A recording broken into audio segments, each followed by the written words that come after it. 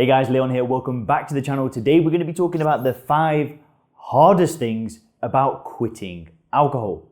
Now, I know that I always say that stopping drinking can be enjoyable and it can be effortless. And it can. It 100% can be.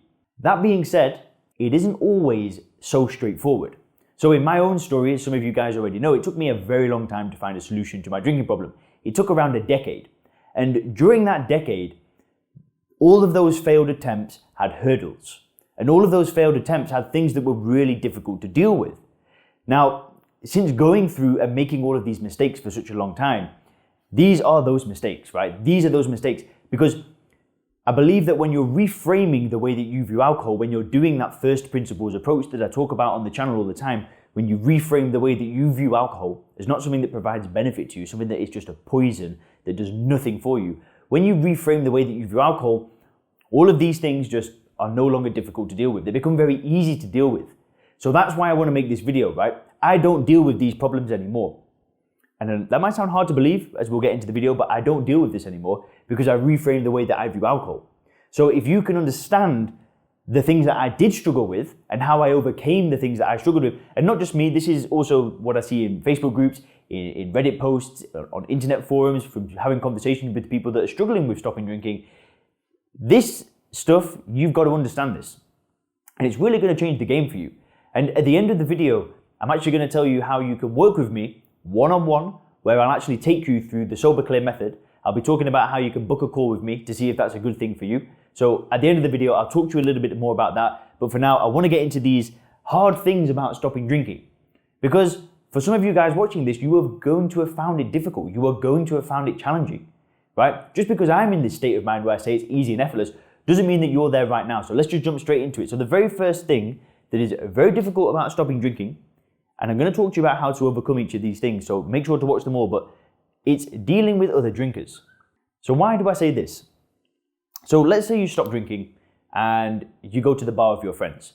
Now, I'm going to be talking to you as though I have not reframed the way that I view alcohol, right? Because I go to bars, I go to restaurants, I hang out with friends who drink alcohol, and I don't care anymore. But before I'd gone through that process, that first principles process, if I went to a bar or a restaurant or a sports game or whatever it is, and all the people around me were drinking alcohol and I didn't drink, right? And they came up to me and they were like, why don't you just have one? I'd be like, because I'm not drinking. But God, you could just have one, that's okay, that's okay. And I used to find that very difficult to deal with because I used to look at that normal drinker or the person that might not have been a normal drinker, the person getting drunk, I used to look at them with envy. I used to look at that person and think, why can't I do that? Why can't I just have one? Well, he's obviously got his life together. He's obviously doing well. Everything's okay in his life and he can have 1 or 2 drinks. Why can't I do that? And I used to have this battle, right? This battle in my brain.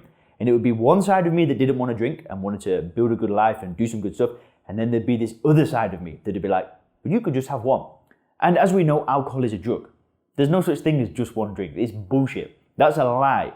If there was such thing as one drink, all we'd ever do is drink one drink and nobody would ever drink again, right?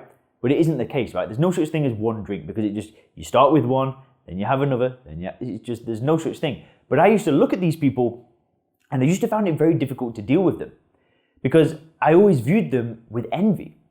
Now, when you reframe the way that you view alcohol, when you use that first principles approach that I always talk about on this channel and the approach that I take my clients through in the Sober Clear program, when you're able to do that, you do not look at these drinkers as people of envy. You don't look at them as the way that you look at, I don't know who you guys envy, but you know, some person that's in really good physical shape or somebody that's really successful. You won't look at them like that because that's what I did. I kind of looked at them like a hero. I'd look at somebody that was a normal drinker and I think, wow, you're so cool. You've got it all together. You can enjoy alcohol, right? Insanity of my addicted brain. That's what it is. And when you are able to reframe the way that you view alcohol, right? You don't look at them as people of envy. You look at them with pity. You feel sorry for them. I have friends that aren't heavy drinkers, right? They have 1 or 2 drinks. They're very light drinkers. And I tell them about Sober Clear. And they always say to me, you know, I don't have a problem with alcohol. I don't have a problem with alcohol. And in the past, I would have found that very difficult to deal with. I would have looked at that person and said, damn, maybe you don't. And maybe you do that as well. Maybe you look at those people and you think, whoa, you can just have 1 or 2 drinks. How cool is that? I don't look at them that way anymore. I look at those people and I feel sorry for them. I feel sorry that they've bought into the illusion of alcohol and they actually believe that even though they can just have 1 or 2 drinks, that there's something good about doing that. So that first hard thing, it's possible to spin it around, right? It's possible to see it in a different way. The next thing is seeing alcohol as a positive thing, right? So this kind of leads on from the last point. It's one of the hardest things about stopping drinking is when you still see alcohol as something that's difficult to stop. It's something that provides benefits to you. It's something that provides value in your life. When you see alcohol that way, I'm telling you, quitting drinking will be the most difficult thing that you've ever done in your life, regardless of what approach you take, right? If you go through the willpower method, you go through 12 steps, and you still see alcohol as a positive thing that's difficult to give up, it's something that provided such good times and relaxed you and helped you enjoy it and made you confident. If you don't do the first principles thinking and you see alcohol as a positive thing, quitting drinking is going to be difficult. Because that's what I did. That's probably what you've done. And the people that have gone through the Sober Clear method, that was something that they did as well. They always saw alcohol as a positive thing. No matter what method they tried, they never reframed the way that they viewed alcohol.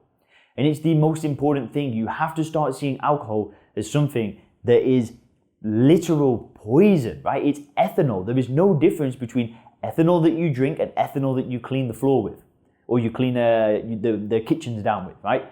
It's just in smaller quantities and it's masked. The taste is masked.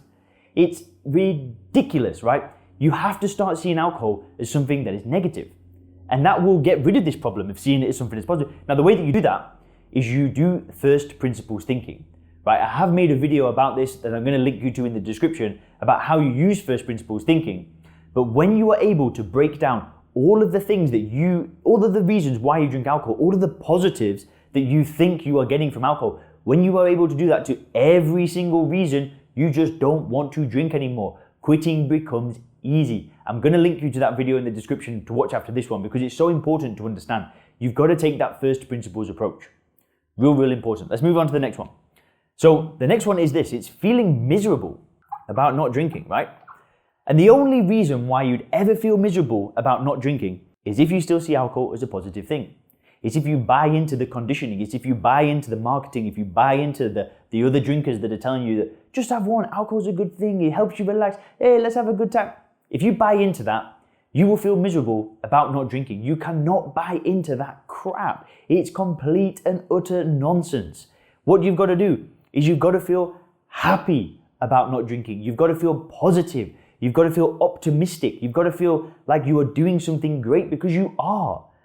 People don't usually see it that way. They see it as, oh, I'm going to stop drinking. Oh, it's going to be really difficult. You can't do that. You cannot feel that way about it. Because if you do, you will feel miserable forever. Because if you don't reframe it from day one, right, and you stop drinking and you feel miserable about it, you end up on this slippery slope downwards, right? And the slope ends in one place. The slope ends in a place where you see alcohol as something that is going to give you a great time and you end up freaking drinking it. Because I've done it, right? I've stopped drinking before where I didn't reframe the way I view alcohol. I didn't do the first principles approach and it's a slippery slope downwards and it's going one place. And when you start drinking again, we all know where that goes, right? It doesn't go to a good place. You don't feel good. You don't do the things that you really want to do with your damn life. Let's move on to the next one. And it's dealing with cravings. So again, this is all mindset stuff, right? Everything is mindset. Stopping drinking is mindset. And dealing with cravings is all part of the mindset, right? And it comes back to the way that you view alcohol. And I'm going to keep saying it again and again and again because it's everything. You have to reframe the way that you view alcohol. If you don't do it, it is game over. And the cravings are another thing that you've got to deal with and reframe. Because if you stop drinking and you get a craving and you explore it and you go down that path of have a drink, you get that feeling that something's not quite right. You want to drink, right? So let's say you've just stopped drinking, you get that feeling and you follow that craving, right? Guess where that craving's going? It's going to an alcohol bottle. And guess what's going to happen? You will drink it if you allow yourself to explore that craving. However, if you get a pang to drink, if you get a little switch where you're like, I want to drink, and you go the opposite direction, and you start to use that craving as a reminder that you are no longer a drinker, you wait to see the difference. That difference is incredible. It's what I had to do at the beginning. When I was getting cravings, sure, I could have explored that, but I'd done that in the past. But I switched my mindset and I went the other direction, right? I went to that direction where I was like, oh, I don't drink anymore. Yeah, I had a craving, but I don't drink anymore. It was that certainty. It was like that flick of a switch where I don't need to explore that because I don't drink anymore. And that's how you overcome that. It's very, very easy. I made another video about how to deal with alcohol cravings. I'll link you to that in the description. But it's pretty easy to deal with them. Most people don't think it is because they don't know about, switching that approach, going from that state of mind where you're like, I'm going to explore this craving to going, I don't drink anymore. And I'm telling you, it's that simple. Next one is finding things to do. So most people that stop drinking, they think that they need to distract themselves. They think that they need to do things to distract themselves from not wanting to drink. So they struggle to find things to do, and they'll start, I'll go to the cinema, I'll go swimming, I'll do this. They do fun things, right? But the reason why they're doing it is because they want to distract themselves from the thought of drinking alcohol, the thought of alcohol being a pleasurable thing. I don't think that's the right approach, right? In the past, when I stopped drinking, I tried that, but I hadn't reframed the way that I view alcohol, so I was still using willpower. I was going to find these things to do, but it's nothing more than using willpower, because I'm using willpower to not drink, I'm going out to not, and I'm trying not to think about drinking and trying not to, want to drink alcohol by distracting myself. And this is important to understand because when you reframe the way that you view alcohol and you see it as what I say is that poison, you do start finding things to do, but you do it from a different approach, right? You're not finding things to do to distract yourself from the thoughts of drinking. What you're doing instead is you are building a life without alcohol. So you're doing things that contribute to a long-term vision of yours, right? Rather than just getting through the day, which is okay. I'm not saying there's anything wrong with just getting through the day at times, but you want to find things to do that are going to contribute to that long-term success without alcohol. So getting the health and fitness back together, getting your relationship back where you want it to be, hanging out with your children, working on your business, working on your career, doing these good things. So instead of seeing these activities as something that's going to distract you from drinking, you reframe the way that you view alcohol and see these things as a long-term vision where alcohol doesn't fit into that equation. And guys, if you do want to learn about the Sober Clear method, so I actually work with people, I work with entrepreneurs and I work with professionals and I help them go through that reframing process, that first principles mental model. If you want to learn more about the method, you can click the link below this video. There'll be a 10-minute video where I explain how my method works and we'll see if it's a good idea for you. You can make a decision and after that video, you'll be able to book a 15-minute call where we can see if the Sober Clear method may work for you. Very, very simple. And guys, if you click the videos on the screen now, you can learn more about the 4 stages of stopping drinking and 4 other surprising truths of stopping drinking. Thanks a lot.